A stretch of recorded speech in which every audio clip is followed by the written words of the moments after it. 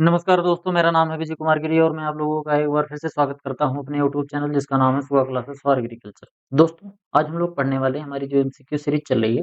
इसमें आज हम लोग पढ़ेंगे 32वां लेक्चर। रोज के तरीके से मैं 20 क्वेश्चन पूछूंगा। पहले आपको क्वेश्चन को खुद अटेंड करना है और उसके बाद मेरा एक्सप्लेनेशन कायदे से सुनना है। अगर गलती कर रहे हो तो उसको सुधारना है, जिससे आप एग्जाम में जब जाओ तो एग्जाम में इस तरीके की गलती ना करो। मैं आप लोगों को पढ़ाना शुरू करूँ, क्वेश्चन पूछना शुरू करूँ, उससे पहले बता देता हूँ कि मैंने आप लोगों के लिए एक बहुत ही अच्छा कोर्स लॉन्च कर रखा है। कोर्स का नाम है अल्टीमेट एग्रीकल्चर कोर्स। इस कोर्स में आपको यहाँ पर दिए गए ये जो सभी सब्जेक्ट हैं, ये सभी सब्जेक्ट बिल्कुल बेसिक से लेके एडवांस लेवल तक आपको अच्छे तरीके से पढ़ाई जाएंगे, बाइलिंगुअल पढ़ाई जाएंगी, हिंदी और अंग्रेजी दोनों भाषाओं में। और इसके अलावा यहाँ पर जो कुछ भी आपको पढ़ाया जाएगा उसका आपको पीडीएफ नोट्स भी दिया जाएगा। ये जो पीडीएफ नोट्स होगा आपको हिंदी में और अंग्रेजी में दोनों भाषाओं में मिलेगा।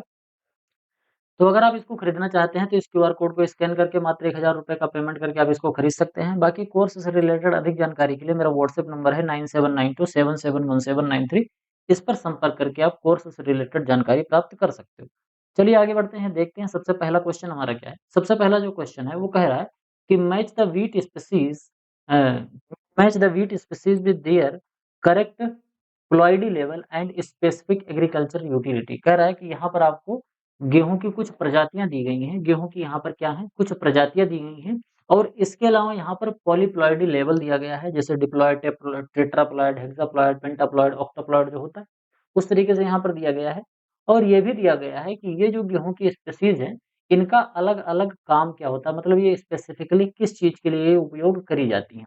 देखते हैं, इसको मैच करने का स्टार्ट करते हैं।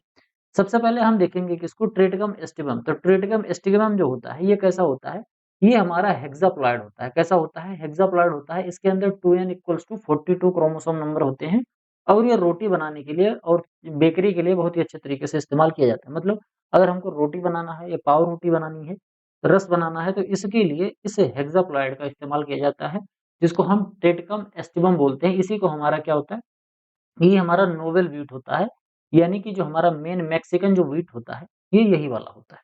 इसके अलावा बात करेंगे किसकी, अगला है हमारा ट्रिटिकम ड्यूरम। ट्रिटिकम ड्यूरम जो होता है ये कैसा होता है, ट्रिटिकम ड्यूरम जो होता है ये टेट्राप्लॉयड होता है। कैसा होता है, ट्रिटिकम ड्यूरम जो होता है ये टेट्राप्लॉयड होता है और इसको सूजी और सेवई बनाने के लिए इस्तेमाल किया जाता है। इसी को हम क्या बोलते हैं, इसी को जो ये टेट्राप्लॉयड व्हीट होता है ट्रिटिकम ड्यूरम, इसी को क्या कहा जाता है, इसी को हम कहते हैं माइक्रोनी व्हीट कहते हैं। क्या कहते हैं, इसको हम क्या बोलते हैं, माइक्रोनी व्हीट बोलते हैं। क्यों बोलते हैं, क्योंकि इसका जो ग्रेन होता है थोड़ा-सा हार्ड होता है, जिससे सूजी, सेवई और माइक्रोनी जैसी चीज़ें बनाई जा सकती हैं। इसके अलावा कौन-सा है, ट्रिटिकम डाइकोकम व्हीट। ट्रिटिकम डाइकोकम जो होता है ये कैसा होता है, ट्रिटिकम डाइकोकम को हम बोलते हैं ईमर व्हीट और ये क्या होता है, इसका उपमा बनाने के लिए काम में आता है। समझ गए? तो यानी कि ट्रिटिकम डाइकोकम जो है इसको क्या कहा जाता है, ट्रिटिकम डाइकोकम को हम लोग कहते हैं, क्या कहते हैं इसको? इसको ईमर व्हीट बोलते हैं। इसको क्या कहा जाता है? ईमर व्हीट भी इसको कहा जाता है। ये एक तरीके का टेट्राप्लॉयड होता है। इसके अलावा क्या है? ट्रिटिकम मोनोकोकम। तो ट्रिटिकम मोनोकोकम बच कौन-सा रहा है? हमारा सेकंड बच रहा है, तो सेकंड इस पे चला जाएगा, ये भी डिप्लॉयड होता है और ये लिमिटेड जेनेटिक कल्टीवेशन यानी कि कम क्षेत्रफल में इसकी खेती करी जाती है। अब एक-एक करके हम समझ लेते हैं कि इनकी खेती कहाँ-कहाँ पर होती है। जैसे ट्रिटिकम एस्टिवम है, ट्रिटिकम एस्टिवम लगभग-लगभग 87% एरिया में तो केवल इसी की खेती करी जाती है। इसके अलावा जो ट्रिटिकम ड्यूरम है, ट्रिटिकम ड्यूरम लगभग 12% एरिया में इसकी खेती करी जाती है। और इसके अलावा 1% में किसकी खेती करी जाती है, ट्रिटिकम डाइकोकम की, और ट्रिटिकम मोनोकोकम जो बहुत कम एरिया में करी जाती है। आप यहाँ पर देखो 87 ये हो गया और 3 ये मिला के 90 हो गया और 10 ये 100% हो जा रहा है। ये बहुत कहीं माइन्यूट सा 0.5 0.2% के समथिंग इसकी खेती होती है। वो जेनेटिक कल्टीवेशन इसकी करी जाती है। समझ गए यहाँ तक? तो देखते हैं ए जो है ये किस पे जा रहा है, ए थर्ड पे जा रहा है। ए थर्ड में इसमें जा रहा है, इसमें जा रहा है और इसमें जा रहा है। यानी कि हमारा ये सी गलत हो जाएगा। अगला कौन-सा है? बी। बी जो है 4th पे जा रहा है, तो बी 4th पे इस पे जा रहा है और बी 4th में इसमें जा रहा है, तो हमारा कौन-सा गलत हो गया? बी गलत हो गया। इसके अलावा सी जो है, सी किस पे जा रहा है? सी 1st पे जा रहा है, तो सी 1st पे इस पे जा रहा है, तो हमारा ये भी गलत हो गया। तो अल्टीमेटली हमारा सही कौन-सा गया? ऑप्शन नंबर जो ए है, ये हमारा बिल्कुल राइट ऑप्शन हो जाएगा। आगे बढ़ते हैं, अगला क्वेश्चन देखते हैं। अगला क्वेश्चन क्या है?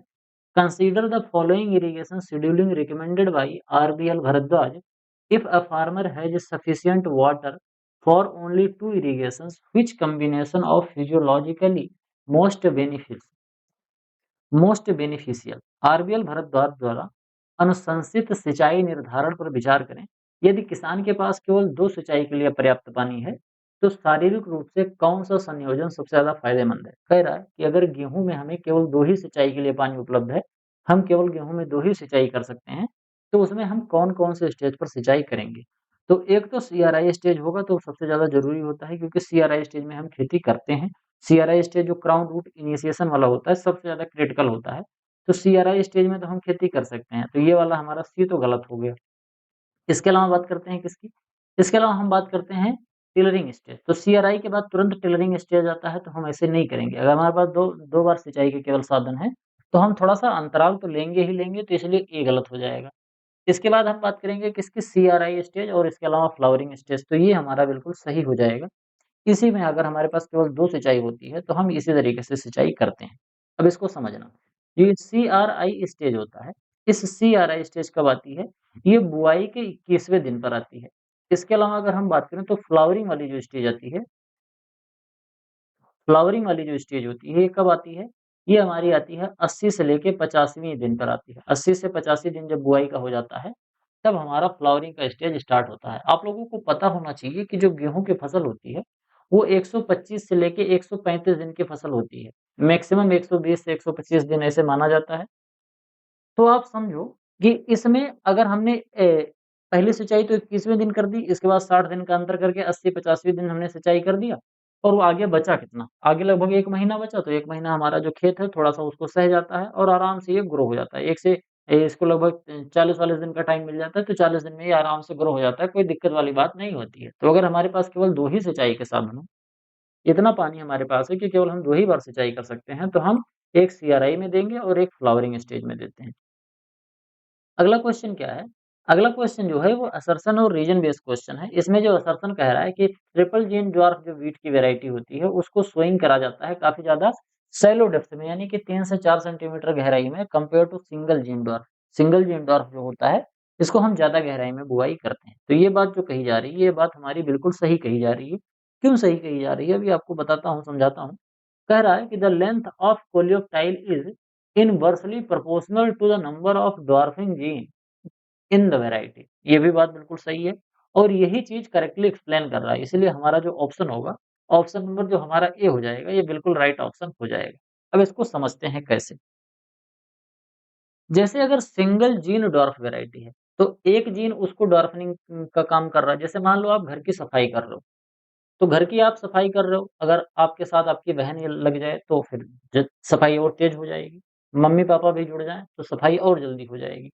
इसी तरीके से जो गेहूँ है, गेहूँ के अंदर डॉर्फनेस यानी कि बौनापन लाने के लिए एक जीन होता है।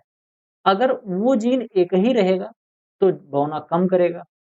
अगर 2 जीन हो जाएगा तो और ज़्यादा बौना कर देगा, यानी पौधा और छोटा हो जाएगा। जैसे सिंगल जीन जब रहेगा तो वो कम छोटा कर पाएगा। जब डबल लोग काम करने लगेंगे तो उसको और छोटा कर देंगे। ट्रिपल जीन हो जाएगा तो और छोटा हो जाएगा। अब जैसे-जैसे हम इसको बढ़ाते जाते हैं, यानी कि सिंगल जीन, डबल जीन और ट्रिपल जीन जब हम करते जाते हैं, तो क्या होता है, इससे पौधे की जो हाइट होती है, वो घटती है। यानी कि जब हम नंबर ऑफ जीन्स बढ़ाएँगे तो क्या होता है, नंबर ऑफ जो डॉर्फिंग जीन है, उसको हम बढ़ाते हैं, तो पौधे की जो हाइट है, वो घटती है। और केवल पौधे की हाइट नहीं घटती है, पौधे की हाइट के साथ-साथ जो कोलियोप्टाइल होता है, जब हमारा सीड जर्मिनेट होता है, तो सीड जर्मिनेट होने के बाद यहाँ से पहले तो नीचे क्या निकलता है, नीचे को जड़ जाती है। ऊपर की तरफ जो क्या निकलते हैं, ऊपर की तरफ जो प्रांकुर निकलते हैं, उन्हीं प्रांकुर में से जो सबसे ऊपर मेन आता है, उसी को हम कोलियोप्टाइल बोलते हैं। तो ये क्या कहता है कि जो सिंगल जीन वाले होते हैं, सिंगल जीन वाले, सिंगल ड्वार्फ जीन वाले, यानी कि उनकी लंबाई ज़्यादा होती है। तो अगर पौधे की लंबाई ज़्यादा है, तो कोलियोप्टाइल भी ज़्यादा लंबा होगा। तो पौधे की लंबाई ज़्यादा है, तो कोलियोप्टाइल भी ज़्यादा होगा। और अगर कोलियोप्टाइल ज़्यादा है, तो इसको हम आज ज़्यादा गहराई में भी बुआई करेंगे तो निकल जाएगा। आप यहाँ ध्यान से समझो, जैसे मान लेते हैं ये हमारा एक मिट्टी है, मिट्टी की सतह है। हमने एक सीड को यहाँ प्लेस किया, एक सीड को यहाँ प्लेस किया और एक सीड को यहाँ प्लेस किया। इसका कोलियोप्टाइल इतना ही निकलता है तो ये निकल गया। इसका कोलियोप्टाइल थोड़ा ज़्यादा निकलना पड़ेगा, इसके कोलियोप्टाइल को और ज़्यादा ग्रोथ करना पड़ेगा, तब ये जाके मिट्टी पे आएगा। तो अब आप बताओ, जिसका कोलियोप्टाइल ज़्यादा बड़ा होगा, उसको हम गहराई में बोई कर सकते हैं। तो यहाँ पर कह रहा है कि जो सिंगल जीन ड्वार्फ वैरायटी होती है, उसको हम ज़्यादा गहराई में बोते हैं, लेकिन जो ट्रिपल जीन ड्वार्फ वैरायटी होती है, उसको कम गहराई में बोते हैं। तो ये बात बिल्कुल सही कही जा रही है, क्योंकि जो सिंगल जीन ड्वार्फ वैरायटी होती है, इसको हम 5 सेंटीमीटर गहराई तक बुआई करते हैं। लेकिन जैसे ट्रिपल जीन ज्वार वैरायटी है तो इसकी 3 से 4 सेंटीमीटर गहराई पर ही केवल बुआई करी जाती है। क्योंकि अगर ज़्यादा हमने गहराई कर दिया तो क्योंकि ये ट्रिपल जीन ज्वार वैरायटी है, इसकी हाइट भी बहुत कम होगी और अगर इसकी हाइट कम होगी तो इनिशियल स्टेज में जब सीड का जर्मिनेशन होता है तो उस स्टेज में कोलियोप्टाइल भी बहुत ज़्यादा छोटा होता है। तो अगर कोलियोप्टाइल छोटा होगा तो जर्मिनेट होके अगर ज़मीन में सीड ज़्यादा नीचे रहेगा तो जर्मिनेट होगा तो वो ऊपर आए नहीं गा सही से आएगा नहीं। तो इस वजह से क्या किया जाता है, इस वजह से जितने भी नंबर ऑफ ड्वार्फ जीन बड़े होंगे, उतना ही उसको ऊपर लाके हमको बुआई करनी पड़ती है। समझ गए यहाँ तक बात? आगे बढ़ते हैं, देखते हैं अगला क्या है? अगला जो हमारा क्वेश्चन है, वो कह रहा है arrange the following wheat growth stage in correct chronological order of their occurrence. जो गेहूँ होता है, गेहूँ में यहाँ पर आपको 5 स्टेज दिया गया है। आपको बताना है, सबसे पहले कौन-सी स्टेज आती है, फिर कौन-सी, फिर कौन-सी, फिर कौन-सी। देखते हैं। जब हमने बुआई करी गेहूँ की, तो गेहूँ की बुआई के बाद क्या हुआ? गेहूँ के बुआई के 21वें दिन डे आफ्टर सोइंग, 21वें दिन क्या आ गया? CRI स्टेज आ गया। अब CRI स्टेज के तुरंत बाद क्या आता है? CRI स्टेज के बाद जो आता है, वो आता है हमारा टिलरिंग स्टेज। ये कब आता है? ये 40 से 45 डे आफ्टर सोइंग पर आता है।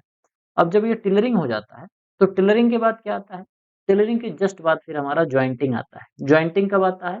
ये 60 से लेके 65वें दिन आफ्टर सोइंग आता है। अब इसके अलावा फिर कौन-सा आएगा? इसके अलावा फिर आएगा मिल्किंग स्टेज। कौन-सा स्टेज आता है? मिल्किंग स्टेज आता है। ये कब आता है?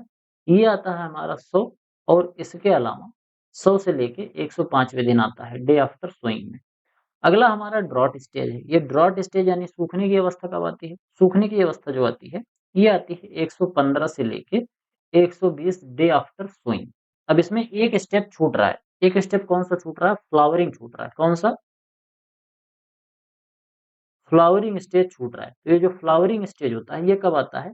ये 80 से लेके 85वें दिन डे आफ्टर सोइंग में ये आता है। यानी कि बुआई के 80 से 85वें दिन पे फ्लावरिंग गेहूँ में स्टार्ट हो जाती है।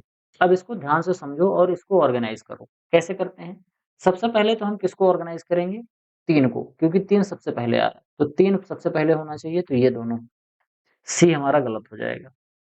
इसके अलावा देखेंगे कौन-सा? इसके अलावा जो है, इसके अलावा कौन-सा मिलता है? टेलरिंग स्टेज मिलता है, 40 से 45 दिन वाला। तो यानी कि 3 के बाद क्या आना चाहिए? 3 के बाद 5 आना चाहिए। तो 3 के बाद 5 तो इसमें है और ये वाला गलत हो गया क्योंकि 3 के बाद 1 है और ये 3 के बाद 5 है, तो ये भी सही हो जाएगा। अब इसके बाद क्या है? इसके बाद फिर हमारा जॉइंटिंग स्टेज आती है, तो जॉइंटिंग स्टेज 1 है, यानी कि 5 के बाद 1 आना चाहिए, तो ये दोनों भी सही हो गया। अगला कौन-सा है? अगला 60 से 60-65 दिन के बाद फिर डायरेक्ट हमारा फ्लावरिंग तो है ही नहीं, तो मिल्किंग स्टेज आ रहा है, यानी कि 1 के बाद फिर 2 आना चाहिए। तो 1 के बाद 2 इसमें आ गया, तो हमारा ये ऑप्शन नंबर जो डी है, ये भी गड़बड़ हो गया। अल्टीमेटली सही कौन-सा गया? अल्टीमेटली जो हमारा ऑप्शन नंबर ए है, ये बिल्कुल राइट ऑप्शन हो जाएगा। समझ गए यहाँ तक बात?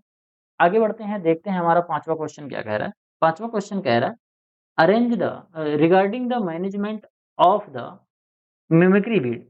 जब हम मिमिक्री वीड का मैनेजमेंट की बात करते हैं, मिमिक्री वीड कैसे होते हैं? ये बिल्कुल फिजियोलॉजिकली सिमिलर होते हैं। जैसे हमारा गेहूँ का पौधा होता है, उसी के जैसे जो भी खरपतवार होंगे, उसको हम मिमिक्री वीड बोलते हैं। ये बिल्कुल मिमिक करते हैं, जैसे हमारी फसल होती है। फसल जैसे देखने में लगती है, उसी तरीके से इसको कहते हैं। एक हमारा ऑब्जेक्शनेबल वीड होता है। ऑब्जेक्शनेबल वीड कैसे होते हैं? इनका जो सीड जो है ऑब्जेक्शनेबल जो खरपतवार होते हैं, इनका सीड अगर हमारी मेन फसल में मिल जाता है, तो उसको हम निकाल नहीं पाते हैं। जैसे सत्यानाशी का जो सीड है, अगर सरसों में मिल जाए, तो उसको निकालना बड़ा मुश्किल होता है। इस तरीके से जो कौन-सा होता है उसमें पाया जाता है बरसीम में। बरसीम में कासनी बरसीम में जो कासनी के सीड होते हैं, अगर ये मिल जाएँ, तो इसको निकालना मुश्किल होता है, तो वो ऑब्जेक्शनेबल होते हैं।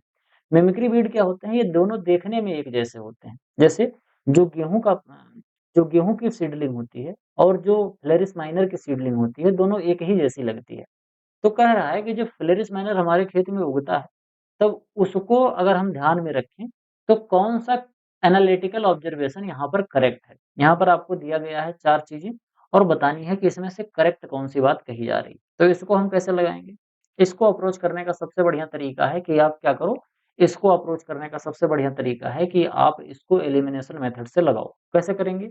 It can be easily controlled by isoproturon. ये बात थोड़ी हद तक सही हो सकती है क्योंकि फ्लेरिस माइनर को भारत में आइसोप्रोट्यूरान के द्वारा भी हैंडल किया जाता है। तो ये बात करेक्ट हो सकती है, लेकिन आगे और पढ़ते हैं, आगे और देख लेते हैं। अगला है इट्स जस्ट वेट 40 ग्राम। 40 ग्राम तो नहीं होता है फ्लेरिस माइनर का, तो ये मामला गलत हो गया। अगला कौन-सा है? Resistance against isoproturon has been reported requiring the use of sulfosulfuron and metsulfuron. कह रहा है कि जब फ्लेरिस माइनर पे हम आइसोप्रोट्यूरान का छिड़काव करते थे, तो धीरे-धीरे फ्लेरिस माइनर जो है आइसोप्रोट्यूरान के प्रति रेजिस्टेंट हो गया। फिर हमको फ्लेरिस माइनर को मारने के लिए सल्फोसल्फ्यूरान या फिर मेटासल्फ्यूरान का इस्तेमाल करना पड़ा। तो ये बात यहाँ पर सही हो सकती है। अगला देख लेते हैं, application of 2,4-D is the primary method for controlling of in the CRI stage. 2,4-D का हम इस्तेमाल नहीं कर सकते क्योंकि 2,4-D का इस्तेमाल कब किया जाता है? 2,4-D का इस्तेमाल किया जाता है केवल और केवल जो चौड़ी पत्ती वाले खरपतवार होते हैं, उनको मारने के लिए 2,4-D का इस्तेमाल किया जाता है। अब दिमाग में आता है कि ए सही होगा कि सही होगा? तो ए सही नहीं होगा, क्यों? क्योंकि आइसोप्रोट्यूरान है, ये भूतकाल की बात हो गई, आइसोप्रोट्यूरान अब काम नहीं करता है। तो अल्टीमेटली हमारा सही कौन-सा होगा? अल्टीमेटली ऑप्शन नंबर जो सी है, ये हमारा बिल्कुल राइट ऑप्शन हो जाएगा। आगे बढ़ते हैं, देखते हैं छठवां क्वेश्चन क्या है। छठवां क्वेश्चन है match the wheat varieties with their specific breeding origin और लैंडमार्क ट्रेड्स। यहाँ पर कुछ चीज़ें दी गई हैं, आपको उससे मैच कराना है और बताना है कैसे-कैसे है। जैसे सबसे पहले हम देखेंगे किसको? सबसे पहले तो हम देखेंगे इसमें सरबती सोनोरा। तो सरबती सोनोरा जो है वो कैसी है? सरबती सोनोरा जो गेहूँ की वैरायटी है, ये एक तरीके की म्यूटेंट वैरायटी होती है। कैसी वैरायटी होती है? ये एक म्यूटेंट वैरायटी होती है। इसके अलावा बात करेंगे किसकी? राज 4120 की। तो राज 4120 सबसे इम्पोर्टेंट इसका क्या है? ये इसको रिलीज़ किया गया था सन 2009 में, और ये क्या था? ये यूजी 99 रेस का जो एक रस्ट हुआ करता था, धान में एक बीमारी लगती थी, रस्ट वाली बीमारी। तो उसमें एक रस्ट के लिए जो ज़िम्मेदार फंगस था, उस फंगस की एक रेस, जैसे जब कोरोना आया था, तो कोरोना की अलग-अलग रेस आ रही थी। बार-बार कोरोना का क्या हो रहा था? म्यूटेशन हो रहा था। तो उसी तरीके से जो रस्ट के फंगस है, उसकी एक रेस है यूजी 99। तो यूजी 99 के प्रति ये रेजिस्टेंट हुआ करता था, राज 4120। इसके अलावा हम बात करेंगे किसकी? कल्याण सोना की। तो जो कल्याण सोना है, ये कहाँ जाएगा? कल्याण सोना जो है, ये डबल जीन ड्वार्फ वैरायटी पे जाएगा, क्योंकि ये कल्याण 227 और सोना 227 के क्रॉस से बनाया गया था। ये डबल जीन ड्वार्फ वैरायटी है। सी 306 जो होता है, ये कैसा है? सी 306 टाल वैरायटी है और चपाती मेकिंग के लिए बहुत ही अच्छा होता है। तो अल्टीमेटली सही कैसे गया? ए जो है किस पे जा रहा है? ए जो है ये सेकंड पे जा रहा है, तो ए सेकंड में इसमें जा रहा है, इसमें जा रहा है, ये गलत हो गया और ये भी गलत हो गया। बी जो है, बी किसमें जा रहा है? बी फर्स्ट में जा रहा है, तो ये दोनों सही हो सकता है। फिर सी देखते हैं, सी फोर्थ पे जा रहा है, तो सी फोर्थ में हमारे इस पे जा रहा है, ये भी गलत हो गया। तो अल्टीमेटली सही कौन-सा हुआ? सही हमारा हो गया अंत में ऑप्शन नंबर जो ए है, बिल्कुल राइट ऑप्शन हो जाएगा। आगे बात करते हैं 7वां क्वेश्चन। 7वां क्वेश्चन क्या कह रहा है? Calculate the total seed requirement for 10 hectare of wheat if the farmer chooses late sowing और ब्रॉडकास्टिंग मेथड। कह रहा है कि अगर गेहूँ की बुआई लास्ट में करी जाती है, देर से बुआई करी जाती है, या फिर गेहूँ की बुआई में जो ब्रॉडकास्टिंग वाला मेथड है, अगर इसका इस्तेमाल किसान करता है, तो 10 हेक्टेयर में कितना सीड उसको देना पड़ेगा? तो 10 हेक्टेयर में उसको कितना सीड लगेगा? आप लोगों को पता है कि जब लेट सोइंग करते हैं, तो लेट सोइंग करने में हमको 1 हेक्टेयर में 125 किलोग्राम सीड की ज़रूरत पड़ती है। 125 किलोग्राम सीड पर हेक्टेयर की ज़रूरत पड़ती है, चाहे हम लेट सोइंग करें और चाहे ब्रॉडकास्टिंग करें। तो यहाँ पर किसान को 10 हेक्टेयर में बुआई करनी है, तो हम 10 से इसको मल्टीप्लाई कर देंगे। तो अगर हम इसको 10 से मल्टीप्लाई करेंगे, तो हमारा कितना आएगा? 1250 आ जाएगा। ऑप्शन नंबर जो बी है, ये हमारा बिल्कुल राइट ऑप्शन हो जाएगा। समझ गए? इसके अलावा कुछ एडिशनल इन्फॉर्मेशन है, आपको उसको बता देता हूँ। एडिशनल इन्फॉर्मेशन क्या-क्या है? सबसे पहले तो इसमें हम समझेंगे कि जो नॉर्मल बुआई जब करी जाती है, तो नॉर्मल जो सोइंग होती है, नॉर्मल सोइंग जो होती है, नॉर्मल सोइंग में कितना लगता है सीड रेट? नॉर्मल सोइंग में 100 किलोग्राम पर हेक्टेयर सीड लगता है। कब? जब हम इसको नॉर्मली सोइंग करते हैं। और किससे करते हैं? हम सीड ड्रिल से जब बुआई करते हैं तब होता है। लेट सोइंग और ब्रॉडकास्टिंग में तो 125 किलोग्राम होता है, मैंने आपको बता दिया। इसके अलावा होता है एक डिबलिंग। डिबलिंग, इसके अंदर कितनी खूंटी होती है? डिबलिंग के अंदर 27 खूंटियाँ होती हैं। आप लोगों ने इसको पढ़ा होगा। कई बार एग्ज़ाम में पूछा भी जाता है कि डिबलर में, एक डिबलर में कितनी खूंटियाँ होती हैं? तो 3 लाइन होती है। इसमें हर लाइन पर 7 होती है। इधर से ऐसे 7, 7 इसमें 7 तो 7 सॉरी 9, 9 खूंटी होती है। कितना? 9 इसमें होगा, 9 इसमें होगा और 9 इसमें होगा। इस तरीके 1, 2, 3, 4, 5, 6, 7, 8, 9 इस तरीके से ऐसे खूंटी बनी होती है। इक्वल दूरी पर बनी रहती है। तो इस तरीके से 3 लाइन होती है, तो 9 त्रिक 27 खूंटियाँ इसके अंदर डिबलर के अंदर होती है। अगर हम डिबलर से बुआई करते हैं तो कितना लगता है? डिबलर से जब हम बुआई करते हैं तो 25 से लेके 30 किलोग्राम पर हेक्टेयर हमें सीड की ज़रूरत पड़ती है। यहाँ तक समझ में आई बात? आगे बढ़ते हैं, देखते हैं 8वाँ क्वेश्चन क्या है। 8वाँ क्वेश्चन है असर्शन और रीजन बेस है। कह रहा है कि बूटिंग स्टेज जो होता है व्हीट के अंदर, वो क्या करता है? वो बिल्कुल मैक्सिमम लीफ एरिया वाला होता है। कह रहा है कि जो बूटिंग स्टेज होता है गेहूँ में, इस समय पर जो टोटल लीफ एरिया होता है पौधे का, वो सबसे ज़्यादा होता है। लीफ एरिया इंडेक्स निकालते समय इसको चेक किया जाता है। लीफ एरिया इंडेक्स में सबसे ज़्यादा पत्तियों का क्षेत्रफल कब होता है? यानी कि पौधे के अंदर सबसे ज़्यादा पत्तियाँ कब लगी होती हैं? उनका आकार सबसे ज़्यादा बड़ा कब होता है? तो कह रहा है बूटिंग स्टेज में। ये बात बिल्कुल सही है क्योंकि बीटिंग स्टेज जो होता है वहाँ पर ढेर सारी पत्तियाँ होती हैं और जितनी भी पत्तियाँ होती हैं सब काफ़ी ज़्यादा चौड़ी और लंबी होती हैं। तो टोटल लीफ एरिया सबसे ज़्यादा होता है बूटिंग स्टेज में गेहूँ की। During this stage the spike is fully form and held inside the sheath of the flag leaf. जब ये बूटिंग स्टेज आता है, तो बूटिंग स्टेज में क्या होता है कि ऐसे पौधा है, पौधे में यहाँ पर एक गाँठ बन गई। इस गाँठ के ऊपर ऐसे निकला और यहाँ पर ऐसे बाली निकली हुई है। लेकिन इस बाली के ऊपर एक शीथ रहता है और इस शीथ के ऊपर एक फ्लैग लीफ होती है। फ्लैग लीफ मैंने बहुत डिटेल में आप लोगों को समझाया था, फ्लैग लीफ क्या होती है। आप ऐसे समझो कि फ्लैग लीफ क्या होती है, सबसे नई पत्ती होती है, जो सबसे लेटेस्ट में निकली होती है और ये जो सबसे लेटेस्ट में निकली होती है, ये इसकी जो पत्ती होती है बिल्कुल ऐसे सीधी रहती है। गेहूँ की अन्य जो पत्तियाँ होंगी ऐसे रहेंगी या तो ऐसे तिरछी रहेंगी। लेकिन जो फ्लैग लीफ होती है वो बिल्कुल ऐसे एग्ज़ैक्ट सीधी रहती है। कब तक सीधी रहती है? जब तक यहाँ से बाली ऊपर निकलकर शीथ जो है, इसके शीथ से जब तक स्पाइक गेहूँ की जो बाली है वो निकल कर बाहर नहीं आ जाता, तब तक इसी तरीके से ये रहती है फ्लैग लीफ। तो ये भी बात सही कही जा रही है। तो असर्शन भी सही है और रीज़न भी सही है और असर्शन जो है, ये करेक्टली एक्सप्लेन जो रीज़न है ये असर्शन को करेक्टली एक्सप्लेन भी कर रहा है। तो अल्टीमेटली हमारा जो ऑप्शन नंबर ए है, ये बिल्कुल राइट ऑप्शन हो जाएगा। आगे बढ़ते हैं, देखते हैं 9वाँ क्वेश्चन क्या है। 9वाँ क्वेश्चन है, which of the following statement regarding the fertilisation of wheat is incorrect based on the provided text. यहाँ पर आपको दिया गया है, आपको बताना है कि इसमें से गलत कौन-सा है। एक-एक करके पढ़ते हैं। The standard NPK dose for irrigated wheat. अगर गेहूँ की इरिगेटेड फसल हम लगा रहे हैं, जहाँ पर सिंचाई की पर्याप्त मात्रा में उपलब्धता है, तो वहाँ पर 120, 60, 40 एनपीके डालते हैं। ये बात तो बिल्कुल सही हो जाएगी। तो ये बात अगर सही है, तो ये हमको तो इनकरेक्ट खोजना है। अगला है in rainfed condition nitrogen should be applied to split doses. ये भी गलत बात है। गलत बात इस वजह से है क्योंकि जब हम गेहूँ की खेती कर रहे होते हैं और गेहूँ की खेती में अगर हमारे पास सिंचाई के साधन नहीं है, तो हमको नाइट्रोजन, फास्फोरस और पोटाश जितना भी है रेनफेड कंडीशन में हमको सब एक ही बार में डाल देना होता है एनपीके पूरा-पूरा। सब बेसल डोज़ के फॉर्म में डाल देना होता है। कभी भी हम खेत में खड़ी फसल में कभी भी फर्टिलाइज़र नहीं देते हैं। कब? जब हम गेहूँ का रेनफेड कंडीशन में खेती कर रहे होते हैं। तो ये बात यहाँ पर गलत कही जा रही है कि to split dose.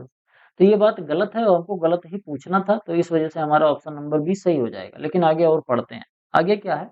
Half dose of nitrogen and full dose of phosphorus on के आर अप्लाइड एज़ बेसल। ये बात जो है, ये बात किसके लिए कही जा रही है? ये बात जो कही जा रही है, ये पता नहीं चल रहा है कि किसके लिए कही जा रही है, तो इसलिए हम इसको भी लगा नहीं सकते। हाफ डोज़ नाइट्रोजन का और फुल डोज़ फास्फोरस और पोटेशियम का कब, कहाँ, कैसे करते हैं, कुछ नहीं पता है। ये इरिगेटेड की बात कर रहा है, इनइरिगेटेड की बात कर रहा है, तो ये बात ही यहाँ पूरी नहीं लिखी गई है। अगला क्या है? Spray of 0.5% spray of 0.5% thiourea in standing rainfed crop can increase yield by 10 to 15%। ये बात बिल्कुल सही है। तो ये भी सही है, तो कोई बात ही नहीं है। अब इसको समझना, ये जो सी मैंने निकाल दिया, सी इस वजह से निकला क्योंकि half dose of nitrogen and full dose of phosphorus और potassium are applied as basal. यहाँ पर ये चीज़ दिए गया है, बताया गया है, लेकिन गेहूँ में कौन से गेहूँ में? जैसे रेनफेड होता है तो सब बेसल डोज़ रूप में देते हैं। अगर इरिगेटेड होता है तो नाइट्रोजन को 2 स्प्लिटेड डोज़ में देते हैं। कई बार इसको 3 स्प्लिट डोज़ में भी दिया जाता है। तो ये बात पूरी इनकम्प्लीट है, तो इसलिए हम इसको टिक नहीं लगा सकते। सही है या गलत है हमको इसको डिसाइड ही नहीं कर सकते। ये जो बात यहाँ पर कही जा रही है थाई यूरिया वाली बात, ये सही है, क्योंकि जब 0.5% थाई यूरिया का घोल बनाकर हम अपने पौधे पर छिड़काव कर देते हैं, तो जो पौधा होता है, ये मॉइस्चर स्ट्रेस के प्रति सहनशील हो जाता है, यानी कि पानी की कमी को सह जाता है। तो अगर पानी की कमी को ये रजिस्ट कर जाएगा, उसको सह लेगा, तो इससे क्या होता है कि जो गेहूँ की यील्ड है वो 10 से लेके 15% तक बढ़ जाती है। तो हमारा ऑप्शन कौन-सा सही होगा? ऑप्शन नंबर जो बी है, ये हमारा बिल्कुल राइट ऑप्शन हो जाएगा। आगे बढ़ते हैं, 10वाँ क्वेश्चन देखते हैं। 10वाँ क्वेश्चन क्या है? नॉरेन 10 created a new chapter in wheat breeding which two recessive genes are identified as the source of its dwarfism। ध्यान से समझना। जो नॉरेन 10 है, ये नॉरेन 10 एक जीन भी होता है और एक वैरायटी भी हुआ करती थी। ये एक जापान की वैरायटी थी। कौन-सी? ये जापान की एक वैरायटी हुआ करती थी नॉरिंटन, गेहूँ की वैरायटी थी जो जापान में रहा करती थी। इसके अंदर 2 जीन पाए जाते थे। जैसे जो वैरायटी है इसके अंदर 2 जीन पाए जाते थे। जीन का क्या नाम था वही यहाँ पर पूछा जा रहा है। इसी जीन की वजह से जो गेहूँ की हाइट है वो बहुत कम होती थी। गेहूँ की हाइट जब हमने कम किया तो इससे यील्ड बढ़ा। ऐसा क्यों होता है? जब हम गेहूँ की हाइट को कम करते हैं तो यील्ड क्यों बढ़ता है? इसके बारे में मैंने बहुत डिटेल में अपने अल्टीमेट कोर्स में पढ़ाया है, अल्टीमेट एग्रीकल्चर कोर्स में। तो वहाँ से आप देख के पढ़ लेना। बाकी यहाँ पर अगर हम बात करते हैं तो जो नॉरेन 10 जो वैरायटी है उसके अंदर 2 जीन पाए जा रहे हैं, उन्हीं 2 जीन का नाम पूछा जा रहा है। तो वो जो 2 जीन हैं वो कौन-कौन से हैं? वो एसडी1 है और एसडी2 है। एसडी1 और एसडी2 जो दोनों जीन हैं, ये गेहूँ के अंदर बौनेपन का कारण होते हैं, जो कि जापानीज़ वैराइटीज़ में पाया जाता था। फिर बाद में नॉर्मली बोरलॉग ने इसको लिया और उसके बाद इन्होंने मैक्सिकन जो गेहूँ की वैराइटीज़ हुआ करती थी, उनमें इन जीन को ट्रांसफ़र करा ब्रीडिंग की मदद से। और इसके बाद जो मैक्सिकन वैराइटी हुआ करती थी, उनकी हाइट घट गई और इसके बाद फिर गेहूँ का जो प्रोडक्शन है वो ज़्यादा बढ़ गया और गेहूँ का प्रोडक्शन जब बढ़ा तो हरित क्रांति की शुरुआत हुई। केवल इसी एक जीन की वजह से, नॉरेंटेन जीन की वजह से हरित क्रांति की इनिशियल स्टेज में शुरुआत हुई थी। समझ गए? इसके बाद बात करेंगे किसकी? इसके बाद बात करेंगे हम अगले क्वेश्चन की। ये हमको मैच कराना है, यहाँ पर वैरायटी दी गया है और यहाँ पर सूटेबल ट्रेट्स दिए गए हैं। जैसे लोक 1 जो वैरायटी है, लोक 1 जो वैरायटी है ये कैसी है? ये बिल्कुल लेट सोइंग के लिए बहुत ही अच्छी वैरायटी मानी जाती है। इसको हम देर से बुआई करने के लिए इस्तेमाल कर सकते हैं। समझ गए? अगला क्या है? अगला है हमारा सुजाता। सुजाता जो है, ये अनइरिगेटेड कंडीशन के लिए बहुत ही अच्छी वैरायटी मानी जाती है। अगर हमारे पास रेनफेड कंडीशन है, अगर सिंचाई की व्यवस्था प्रॉपर तरीके से नहीं है, तो हम ड्राई लैंड एग्रीकल्चर में इसकी खेती कर सकते हैं। अगला है मालवीय। मालवीय जो 12 है, ये कैसा होता है? मालवीय 12 के अंदर एक खास बात होती है कि इसके अंदर प्रोटीन लगभग-लगभग 15% पाया जाता है। अदरवाइज़ 10-12% के आसपास प्रोटीन गेहूँ के अंदर पाया जाता है, लेकिन जो मालवीय वैरायटी है गेहूँ की, इसके अंदर प्रोटीन 15% तक पाया जाता है। अगला है गिरिजा। गिरिजा जो वैरायटी है, ये गिरिजा में गिरी है और गिरी का मतलब पहाड़ होता है। तो यहाँ पर आपको हिल दिख रहा है, पहाड़ दिख रहा है। समझ गए? तो इस तरीके से इसको मैच करा देना। ए जो है ये किस पे जा रहा है? ए सेकंड पे जा रहा है। तो ये दोनों सही हो सकता है, ये गलत हो गया और ये गलत हो गया। बी जो है, बी थर्ड पे जा रहा है। तो बी थर्ड पे इसमें जा रहा है, हमारा ये भी गलत हो गया। तो अल्टीमेटली ऑप्शन नंबर जो ए है, ये हमारा बिल्कुल राइट ऑप्शन हो जाएगा। समझ गए यहाँ तक बात? आगे बढ़ते हैं, 12वां क्वेश्चन देखते हैं। What is the technical definition of duck stage? कह रहा है डक स्टेज जो होती है, उसकी टेक्निकल डेफिनिशन क्या होती है? जब नोड विजिबल होने लगते हैं, तो उसको डक स्टेज नहीं बोलते हैं। The transmission the transition between root and seed, अगर ये भी बिल्कुल गलत है। When the milky fluid in grain turn hard, ये बात बिल्कुल सही है, तो ऑप्शन सी जो होगा ये राइट ऑप्शन हो जाएगा। When the flag leaf seeds begin to swell, ये भी बात गलत है। ध्यान से समझना। जब हम गेहूँ की लेट में बुआई करते हैं, तो गेहूँ की लेट बुआई करने पे समस्या क्या आती है कि जैसे मार्च और अप्रैल का महीना आता है और लू चलना धीरे-धीरे स्टार्ट होती है, टेम्परेचर एकाएक तेज़ होने लगता है।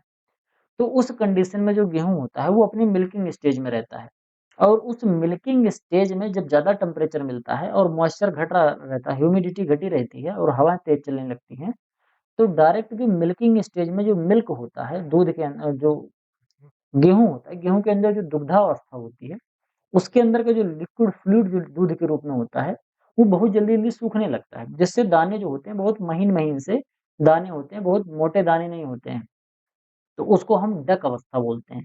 जब क्या होता है कि गेहूँ जो है, गेहूँ जो मिल्किंग स्टेज में होता है, तो उसका जो मिल्की फ्लूइड होता है, दुधिया-दुधिया अवस्था का जो गेहूँ होता है, वो जल्दी-जल्दी हार्ड होने लगता है। तो बाद में वो गेहूँ जो होता है, वो छोटा-छोटा महीन-सा मड़गिल्ला-सा गेहूँ का दाना दिखने को मिलता है, गेहूँ का सीड।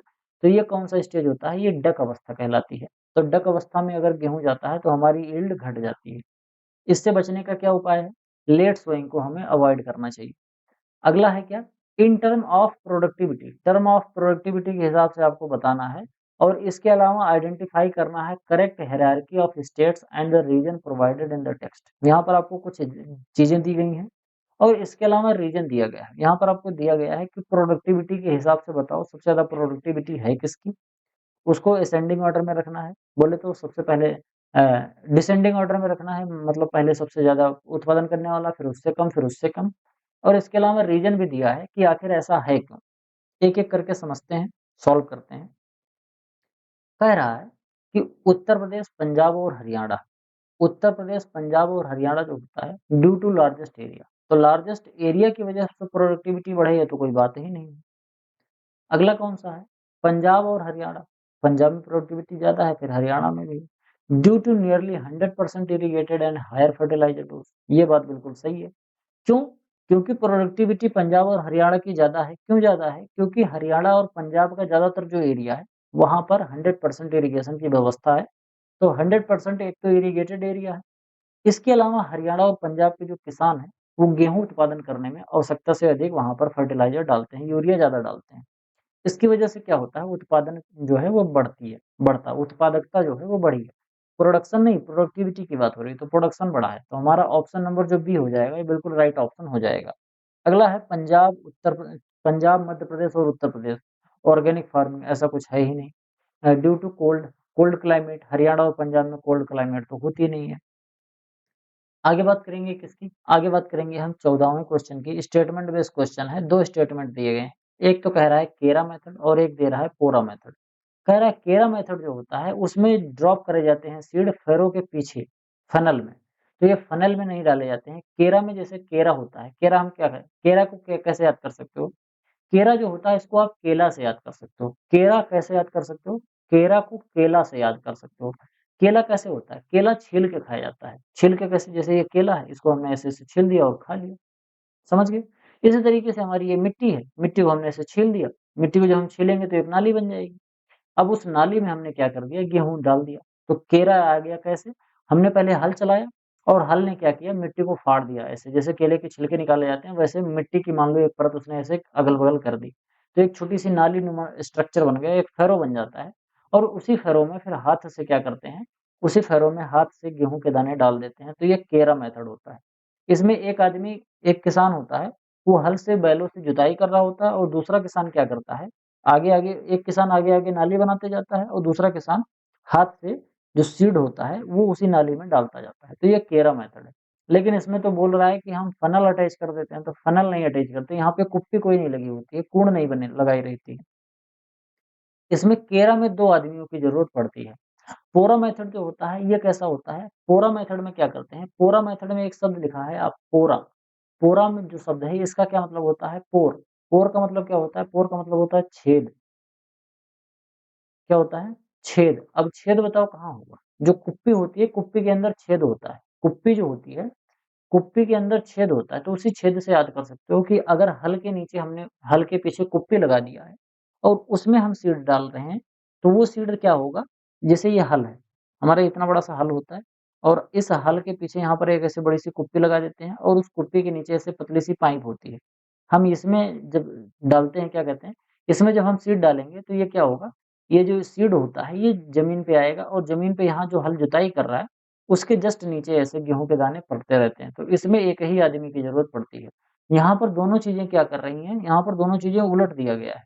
यहाँ पर बता रहा है कि पोरा में हैंड का इस्तेमाल करते हैं, तो ये गात बात गलत हो जाएगी और यहाँ पर केरा में कह रहा है फनल का इस्तेमाल करते हैं, तो ये बात गलत हो जाएगी। तो इसीलिए हमारे दोनों स्टेटमेंट जो हैं वो इनकरेक्ट हो जाएँगे। ऑप्शन नंबर जो डी है, ये हमारा बिल्कुल सही ऑप्शन हो जाएगा। आगे देखते हैं 15वां क्वेश्चन क्या है?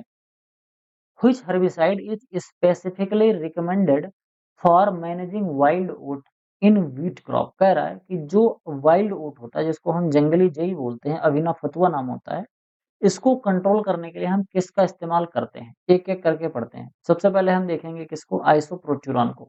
आइसोप्रोट्यूरॉन का हम इस्तेमाल करते थे, लेकिन आइसोप्रोट्यूरॉन अब काम नहीं करता वाइल्ड ओट पर भी। सल्फोसल्फुरान भी नहीं काम करता है, तो ये भी नहीं होगा। ट्रिब्यूनिल जो होता है, ट्रिब्यूनिल का इस्तेमाल किया जाता था वाइल्ड ओट को कंट्रोल करने के लिए, लेकिन ट्रिब्यूनिल जो है अब बैन हो गया है। तो इस ये भी सही नहीं होगा, ये भी नहीं सही होगा, ये भी नहीं सही होगा। बचा कौन-सा? बचा हमारा क्लोडिनाफोप क्लोडिनाफोप प्रोपेरजिल। तो ये हमारा बिल्कुल राइट ऑप्शन हो जाएगा, यानी कि 15 जो है, 15 में ऑप्शन नंबर जो ए होगा, ये बिल्कुल सही हो जाएगा। आगे देखते हैं 16वां क्वेश्चन।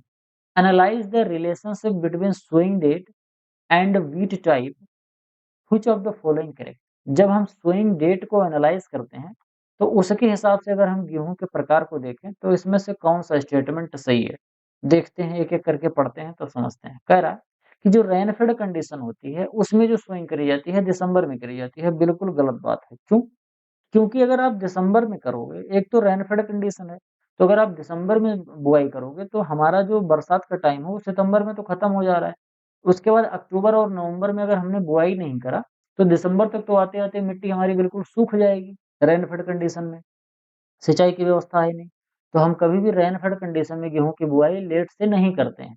इसके अलावा एक चीज़ तो मैंने बता दिया कि हमको मॉइस्चर नहीं मिलेगा मिट्टी में, खरीफ वाला जो थोड़ा मॉइस्चर बचा रहता है, बरसात के टाइम वाला। दूसरा एक दिक्कत और होगी, अगर हमने दिसंबर में बुआई करी है, तो उधर मार्च-अप्रैल में जब लू चलने लगेगी, तो उस समय टेम्परेचर बढ़ेगा, तो पानी की रिक्वायरमेंट ज़्यादा बढ़ जाएगी, अन्यथा हमारा गेहूँ खराब होने लगा, वो उसमें डक वाला स्टेज आ जाएगा। तो इसलिए क्या कहा जाता है कि यील्ड जो होती है वो घट जाती है। तो कभी भी रेनफेड को हमको लेट में बुआई नहीं करनी चाहिए। रेनफेड जो होता है उसमें हम बुआई बहुत जल्दी करते हैं। आप लोगों ने देखा होगा राजस्थान में जो गेहूँ की बुआई होती है वो जल्दी करी जाती है, जबकि उत्तर प्रदेश और बिहार में देर से करी जाती है। क्यों? क्योंकि उत्तर प्रदेश और बिहार वाले जो रीजन है वहाँ पर सिंचाई की व्यवस्था उपलब्ध है और राजस्थान में उपलब्ध नहीं है। ज़्यादा इरिगेशन की व्यवस्था नहीं है यहाँ पर। तो इसीलिए ये बात हमारी बिल्कुल गलत हो जाएगी। अगला है इरिगेटेड जो वीड होता है, इसकी सोइंग जो करते हैं 2nd 4th night of October में करते हैं। ये बात जो यहाँ पर कही जा रही है, इस बात को थोड़ा-सा अ, इरिगेटेड जो वीड होता है, उसको कह रहा है कि अक्टूबर के महीने में हम बुआई करते हैं। तो इरिगेटेड जो होता है, इसको हम अक्टूबर में बुआई नहीं करते हैं। अगर हमारे पास सिंचाई की व्यवस्था प्रॉपर तरीके से है, तो हम इतनी जल्दी बुआई करके क्या करेंगे? इतनी जल्दी अगर हम बुआई कर देंगे, तो अक्टूबर के महीने में मॉइस्चर ज़्यादा होता है खेतों में और हमारे यहाँ जहाँ पर इरिगेशन की व्यवस्था होती है प्रॉपर तरीके से, वहाँ पर धान की खेती हुई रहती है और धान की खेती अक्टूबर में तो धान खत्म नहीं होता है खेतों से, तो हम अक्टूबर में बुआई कर ही नहीं सकते। तो ये भी बात गलत हो गई। अगला देख लेते हैं।